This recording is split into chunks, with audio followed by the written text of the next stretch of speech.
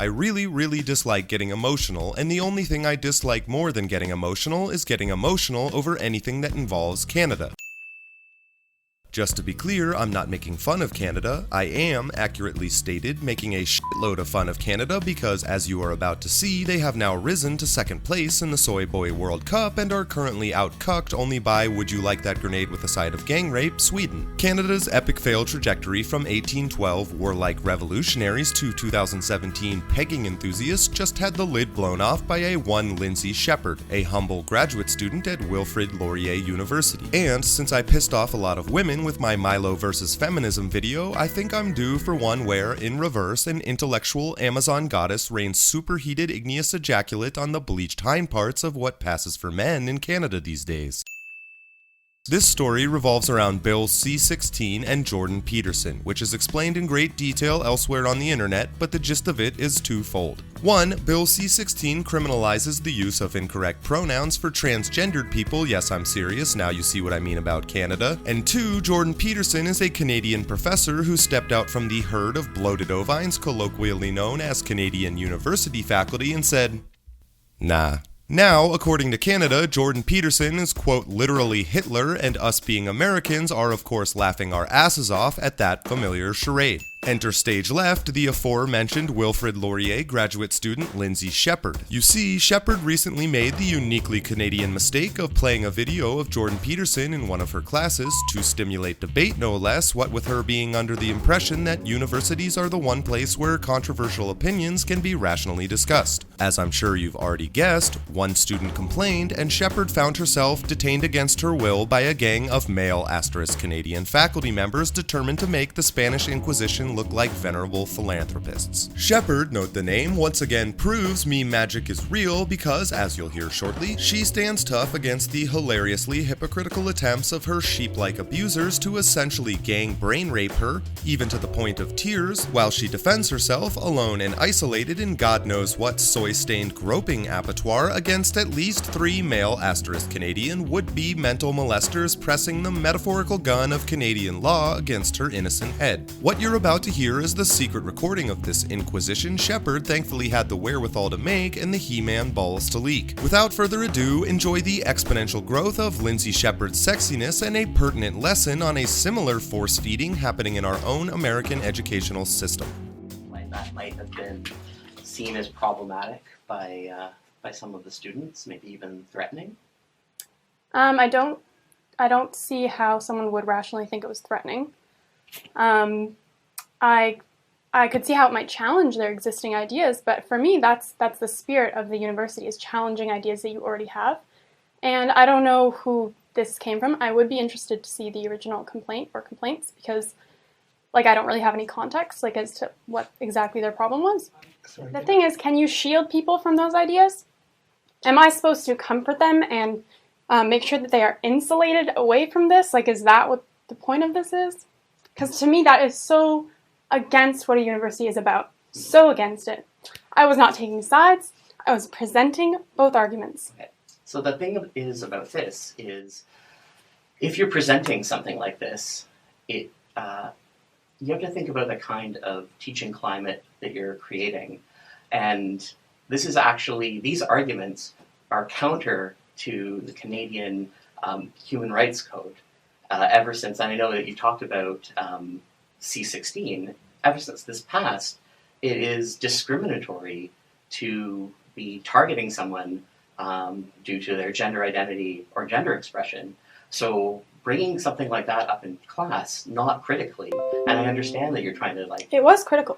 No. I introduced it critically. How so? I said, it was in the spirit of debate. Okay, in the spirit of the debate is slightly different than being okay, this is a problematic idea that we might want to unpack. But that's taking sides. Yes. It's taking sides for me to be oh, look at this guy. Everything that comes out of his mouth is BS, but we're going to watch anyway. Okay. So I understand the position that you're coming from and your positionality, but the reality is that it has created a toxic climate for some of the students. How many? It's great that... Who? How many? Okay. One?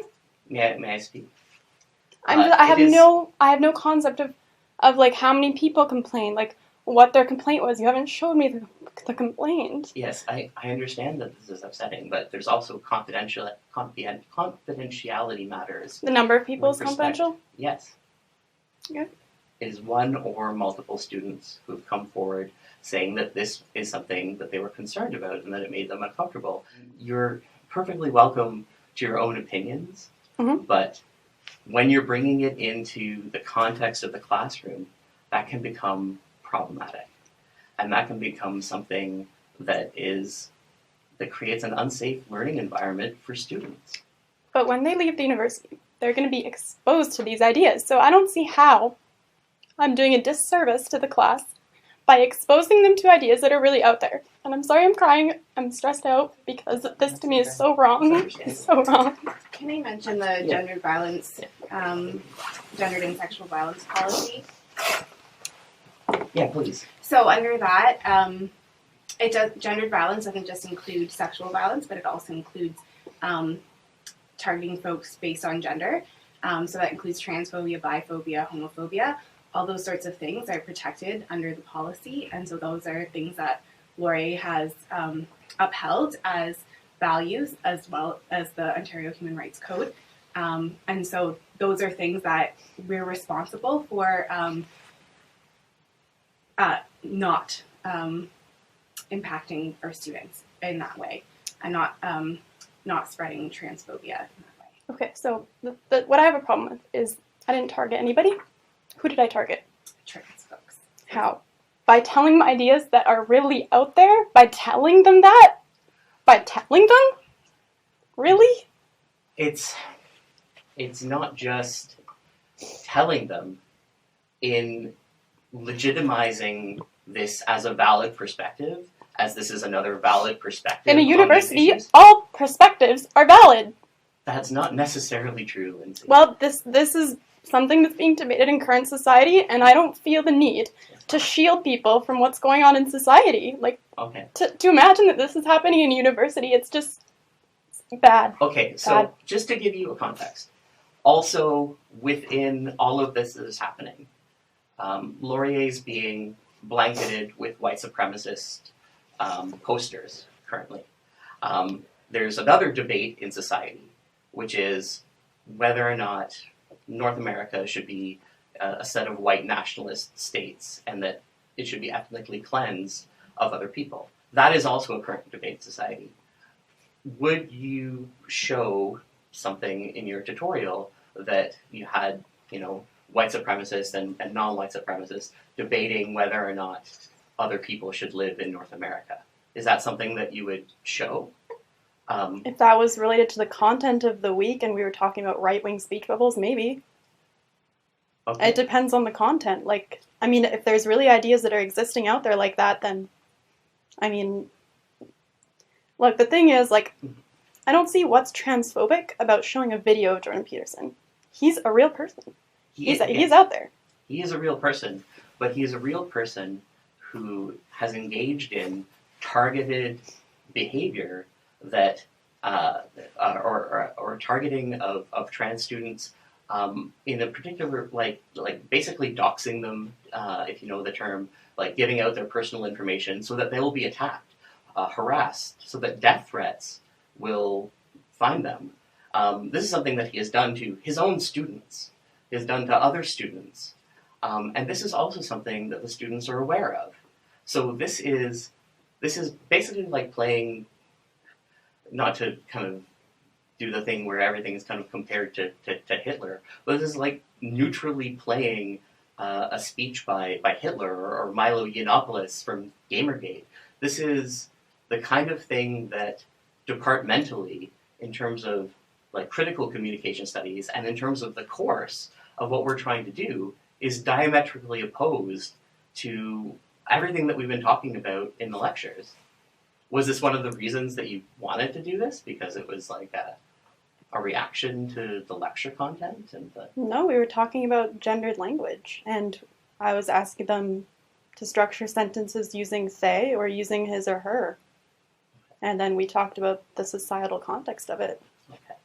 So I don't get why I'm being seen as transphobic by virtue, by proxy of me just saying, just stating, just exposing people to an idea. I don't get how that label is not attached to me. I really don't. It's more about the effect rather than the intention. It's that, like, obviously that wasn't your intention, but nevertheless, it disturbed and upset students enough. So everything's about those students who are disturbed? Everything is catered to them? Can I just please, offer a Robert. different perspective? Was this a tutorial based on looking at grammar? Mm-hmm. And it was focused on the use of pronouns and the use of grammar. Mm-hmm. Is grammar not something that's not really subject to debate?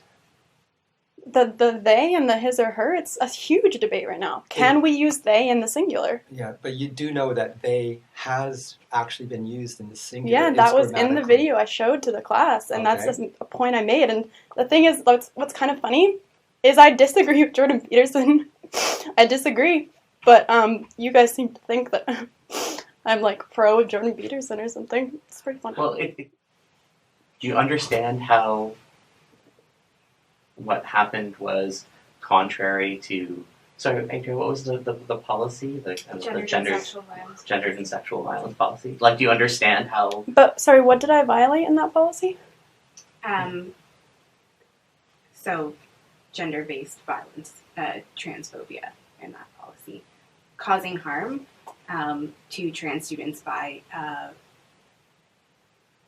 framing their identity as invalid or their pronouns as invalid. Or something up for Potentially debate. invalid. So I caused harm Which and is, violence. under the Ontario Human Rights Code, a protected thing, and also something that Laurier holds as a value. Okay. So, by proxy of me showing you the video, I'm transphobic and I caused harm and violence. So be it. I can't do anything to control that. Okay, so that's not something that you have an issue with? The fact that that happened? Like, I mean, Are you I sorry know that I know in my heart, and I know I expressed to the class that I'm not transphobic. And if any of them, I don't know, again, I don't know what they said, but I don't think I gave away any kind of political position of mine. I remained very neutral. And, that's kind of the problem. Thanks. Run, kids.